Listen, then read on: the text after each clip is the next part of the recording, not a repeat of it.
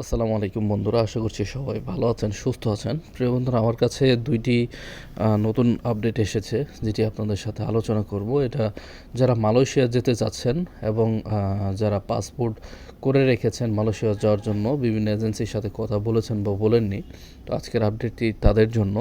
তো দেখেন, আমি সেটি বলে দেবো, তবে তার আগে অবশ্যই আমাদের চ্যানেলটি সাবস্ক্রাইব করে আমাদের পাশেই থাকবেন।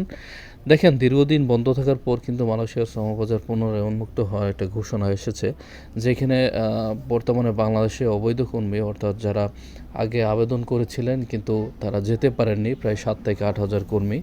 তো তাদের কি আগে নিবে, নাকি বর্তমানে যারা অ্যাপ্লাই করেছে, নতুন যারা মালয়েশিয়া যেতে চাচ্ছে আবেদন করছে, তারাই আগে যাবে? তো এই বিষয়টা নিয়ে আসলে একটা বৈঠক হয়েছে। সেই বৈঠকের আলোচনা অনুযায়ী অবৈধ কর্মী, অর্থাৎ যারা আগে আবেদন করেছিলেন, তাদের ক্ষেত্রে দেখা যাবে যে বাংলাদেশ থেকে, বিএসএল থেকে সরাসরি তাদেরকে নিয়োগ করা হবে। কিন্তু বিএসএলের সাথে আরও 10টা এজেন্সি কিন্তু আড়াআড়িভাবে জড়িত আছে, ঠিক আছে? তো তাদের সাথে অনেকগুলাই নতুন আবেদন প্রক্রিয়া কিন্তু তারা নিছে।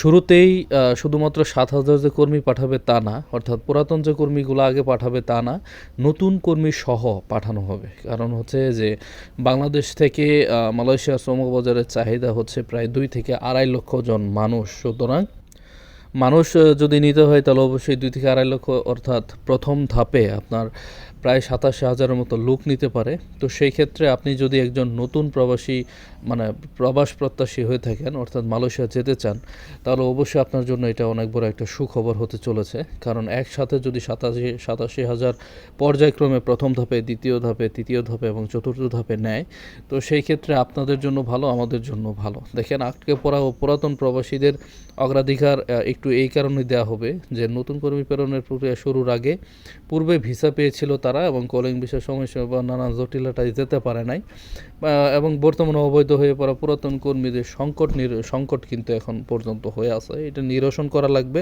এবং পুনর্বাসনটিতেই তারা গুরুত্ব দিচ্ছে। হ্যাঁ, এবং শ্রমবাজারে যে দ্বিপক্ষীয় আলোচনার মাধ্যমে বন্ধ থাকা শ্রমবাজার ছিল, সেটা সম্পূর্ণভাবে মালয়েশিয়া খুলে দিতে যাচ্ছে। অর্থাৎ খুব দ্রুতই লোকজন মালয়েশিয়ায় বাংলাদেশ থেকে পাড়ি জমাতে পারবে। আপনি যদি বিদেশ গিয়ে নিজের জীবনটাকে সেটেল করতে চান, তাহলে অবশ্যই আমাদের নিউজগুলো ফলো করতে পারেন।